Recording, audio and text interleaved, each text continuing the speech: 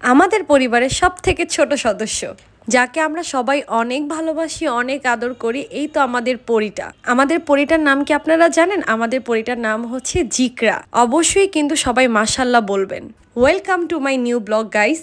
এই বেবিটা হচ্ছে আমার কাজিনের বেবি। এই পরিটা সবার অনেক আদরে, সবাই ওকে অনেক ভালোবাসি। তো আমরা কিন্তু আমাদের কাজিনের বাসায় বেড়াতে আসছি, মানে এই পরিটার কাছে দৌড়াতে দৌড়াতে চলে আসছি পরিটাকে দেখার জন্য। আজকে এখানে থাকবো, থেকে হচ্ছে কাজিনের বাসায় বেরিয়ে তারপরে বাসায় যাব। মানে 2 দিনের জন্য কাজিনের বাসায় এসেছিলাম, সাথে আমার ভাবি এসেছিল অ্যান্ড এই তো ছোট বাবুটা অ্যান্ড আমার কাজিনের 3টা বেবি ফারিক, রুজদা, জিকরা। আমরা যখন ওদের বাসায় এসেছিলাম ওরা এত খুশি হয়েছিল, বাচ্চারা মানে খালামুনিরা গেছে তাই আমার এই ভাগনা ভাগ্নিগুলো এত খুশি হয়ে গেছে, ওরা একদম নাচানাচি শুরু করে দিছে। ফার্স্টে ওদের সাথে দুষ্টামি করছিলাম, না থাকবো না চলে যাব, যখন বলেছি থাকবো তখন ওরা একদম লাফানো শুরু করেছে, এত বেশি খুশি হয়ে গিয়েছিল। তারপরে আমার কাজিন বলল তোমরা বসো, তোমাদেরকে একটা মিষ্টি কাঁঠাল খাওয়াবো। দেন ও হচ্ছে কাঁঠালগুলার কোষগুলো বের করছিল, একদম চাওলা কাঁঠাল ছিল, মিষ্টি ছিল। আমরা নিচে বসে সবাই গল্প করতেছিলাম, কাঁঠাল খাচ্ছিলাম আর হচ্ছে তুফান মুভির গান শুনতেছিলাম। এভাবে তো খাবো আর আড্ডা তো মনে হয় আজকে সারা রাত চলতেই থাকবে, কারণ কাজিনরা যখন একসাথে হয়। সোনিয়া এটা কি, এটা কি রান্না করছো তুমি? না না আমি তো বলি না আমি রান্না করছি, মানে জিনিসটা অনেক আনকমন লাগতেছে। এটা কি জিনিসটা এই বোড়ার মতো? বলো তোমার রেসিপিটা, আমি বলি আমার ভিডিওতে বলো। একটা কোফতা, বিফ কোফতা। বিফ, আর তুমি তো বললা চিংড়িও আছে এটার সাথে। ডাল, চিংড়ি, বিফ এই সব কিছু মিলে হচ্ছে কোফতার মতো বানিয়ে তারপর হচ্ছে এটা ফার্স্ট এটা ভাজতে দিছে, তারপর এটা রান্না করতে হইতেছে, তাই না? এটা হচ্ছে আমার বোনের একটা রেসিপি। সো আগে খেয়ে দেখি, যদি অনেক মজা হয় তাহলে আমি আপনাদেরকে এই রেসিপিটাও বলবো। আমার বোন হচ্ছে রাতে ডিনারের আয়োজন করছিল, তখন রাত 2টা বাজে। এগুলা রান্না বান্না শেষ হলে আমরা খাবো, দেন আড্ডা শেষ হলে কখন ঘুমাবো সেটা জানি না। গত রাতে এত বেশি গল্পে মজে ছিলাম যে ভিডিওটা আর কন্টিনিউ করতে পারিনি। ঘুম থেকে উঠেই চলে আসলাম বেলকুনিতে। সকাল 10টা বাজে ঘুম থেকে উঠে বেলকুনির একটু ভিডিও নিলাম, আবহাওয়াটা কেমন। Good morning Zikra, good morning. আমাদের হচ্ছে খাওয়া দাওয়া শেষ, জিকরা মাত্র ঘুম থেকে উঠেছে এন্ড হচ্ছে ও যখন দেখছে যে এত সুন্দর খাবার দাবার আছে তখন সেই খিলগা থেকে বনশ্রীতে চলে আসছে এই মেয়েটা। তো এখন ও এখানে নাস্তা করবে, দেন আমরা সারাদিন আবার একসাথে থাকবো।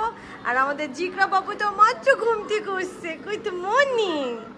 সকালে ওঠার পরে দেখলাম আমার আরেকটা কাজিনও চলে এসেছে আমার এই বোনটার বাসায়। দেন এখন আমরা সবাই একসাথে নাস্তা করব। আর আমার বোন তো অনেক ভোরে উঠে নাস্তা রেডি করে ফেলেছে। এখানে অনেক রকমের ভর্তা আছে, শুটকি ভর্তা, আলু ভর্তা, ডাল ভর্তা, কাঁঠালের বিচি ভর্তা, কালিজিরা ভর্তা, লোট্টা শুটকি ভুনা এন্ড খুদের ভাত। বুঝেন এই সকালে এত মজার নাস্তা আমার বোন ঝটপট করে বানিয়ে আমাদের সবার সামনে দিয়েছে। ও আসলে খুব ফাস্ট খাবার রান্না করতে পারে, খুব খাবার ভালোভাবে প্রেজেন্ট করতে পারে আর মেহমানদারিতে একদম 100 করতে পারে। তো সকালের এত সুন্দর ইয়াম্মি নাস্তা নিয়ে বসে পড়লাম এন্ড এখন খাবো। খেয়ে প্রত্যেকটা ভর্তা গাইজ এত মজা ছিল, মানে মনে হচ্ছিল যে যখনই ওইটা রান্না করবে আমরা একদম ওর কাছে চলে যাব।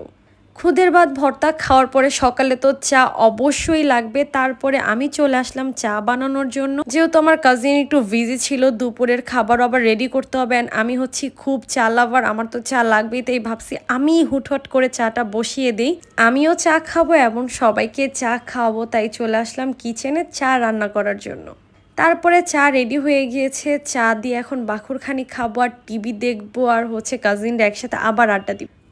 বোনরা আসলে একসাথে হলে কতটাই মজা হয়, তাই না? এখন আমার বোন আবার দুপুরের জন্য লাঞ্চের যা যা আইটেম আছে সেগুলো বানাচ্ছিল। আসলে আমার বোনটা অনেক কাজের, সে কালকে রাতে, সকালে, দুপুরে সবকিছু ঝটপট করে রেডি করছিল, আমাদেরকে অনেক আদর যত্ন করে খাওয়াচ্ছিল, আবার এর মাঝখানে আমাদের সাথে অনেক গল্প দিচ্ছিল, আড্ডা করছিল। তো এই তো দেখতেছেন আমাদের দুপুরের লাঞ্চ রেডি। এখন আমরা সবাই নিচে বসে একসাথে খাচ্ছিলাম। কারণ একদমই ডাইনিং টেবিলে বসতে ইচ্ছা করছিল না। টিভির সামনে হচ্ছে মুভি ছেড়ে রাখছি আর সবাই একসাথে নিচে বসে খাচ্ছিলাম, গল্প করতেছিলাম। এটার মজাটাই আলাদা। টেবিলে বসে তো খাওয়াই হয়, কিন্তু সবাই যখন একসাথে হয়ে নিচে বসে খাই এটার মজাটা বেস্ট মজা। আসলে আপন মানুষের সাথে কোনো ফর্মালিটি নেই, আপন মানুষরা সবসময় হচ্ছে ন্যাচারাল থাকলেই সুন্দর, and natural life best life. দুপুরে খাওয়া দাওয়া করে আমরা একটু রেস্ট নিচ্ছিলাম, এর মধ্যেই সন্ধ্যা হয়ে গিয়েছে। এখন আমরা আবার একটু নাস্তা করে নিচ্ছি। দুদিন কাজিনের বাসায় থেকে গেলাম, ছোট ছোট ভিডিও করে আপনাদের সাথে একটু একটু করে শেয়ার করলাম। সো সবাইকে আল্লাহ হাফেজ, অ্যান্ড এই পরিটার জন্য সবাই অনেক অনেক দোয়া করবেন।